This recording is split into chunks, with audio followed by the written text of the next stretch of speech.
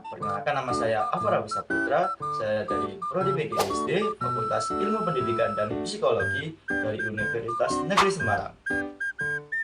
Kalian sebagai generasi milenial pasti juga menemukan banyak hal-hal di sosial media, dari hal-hal negatif sampai hal-hal yang positif. Kita sebagai generasi milenial, kita harus bijak dan waspada tentang apa yang dapat terjadi ditemukan di media sosial.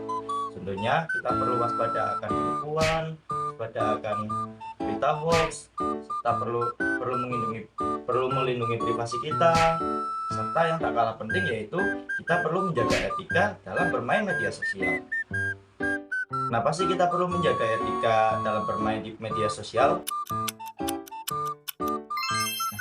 Banyak ditemukan kasus ujaran kebencian yang dikarenakan orang tersebut kurang bijak dalam bermain media sosial. Salah satunya yaitu kasus Dodi. Ada kasus ujaran kebencian yaitu pelaku melakukan ujaran kebencian terhadap ibu negara kita yaitu Ibu Iriana Jokowi. Bandung, Kompas.com 2017. Dodi Iwanto berumur 21 yang merupakan pelaku penghinaan Ibu Iriana Joko Widodo yang hanya tertunduk lesu saat digiring anggota Satreskrim Polrestabes Bandung pada hari Senin. Tak ada kalimat yang terucap pada pria yang bersatu sebagai mahasiswa itu saat ditampilkan polisi kepada awak media. Nah, Dodi terpaksa berurusan dengan polisi setelah mengunggah postingan yang berisi hinaan kepada Ibu Iriana Jokowi lewat akun Instagramnya yakni warga_biasa.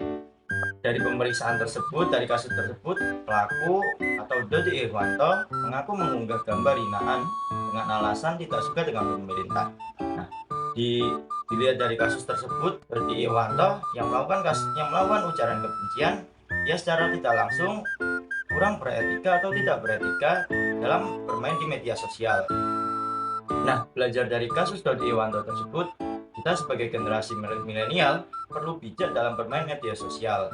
Ada banyak cara agar kita sebagai generasi yang beretika dalam bermain di media sosial. Yang salah satunya yaitu menghormati privasi orang lain, jangan menyebarkan luas berita hoax atau berita palsu, bersikap sopan dalam berinteraksi, bijak dalam mengkritik, hindari penyebaran kebencian atau diskriminasi, pertimbangkan dampak postingan yang kita buat.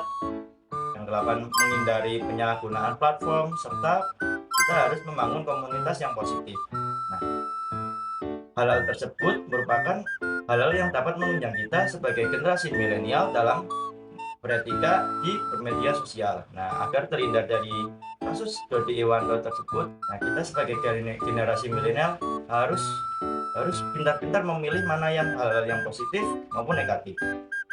Nah, kalian sebagai generasi muda, kalian harus bijak ya dalam bermain media sosial. Sekian dari saya. Wassalamualaikum warahmatullahi wabarakatuh. Bye.